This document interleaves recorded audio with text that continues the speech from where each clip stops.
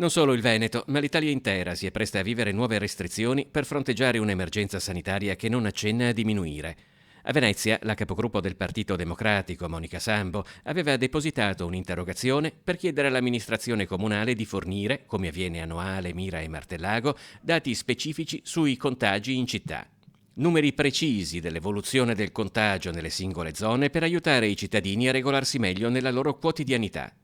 L'assessore Simone Venturini ha risposto invece che la comunicazione ufficiale sui dati del contagio, su eventuali focolai e più in generale sulle attività sanitarie rimane in capo all'azienda sanitaria e alla Regione del Veneto.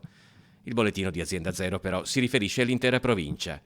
Ma il Consiglio Comunale è mosso anche da altre questioni. Noi abbiamo fatto un accesso agli atti per chiedere cosa sta succedendo nell'area degli ex gasometri, perché i lavori purtroppo continuano dall'inizio del lockdown. Il problema vero è che nel 2018 con il piano degli interventi la Giunta ha inserito negli interventi prioritari la realizzazione nell'area degli ex gasometri di un albergo, cioè di un nuovo accordo pubblico-privato. Questo nuovo accordo pubblico-privato è stato presentato, la proposta ovviamente di modifica del precedente accordo, proprio a settembre. Il Comune di Venezia ha sempre meno abitanti, 110.000 in meno in 50 anni e sempre più alberghi.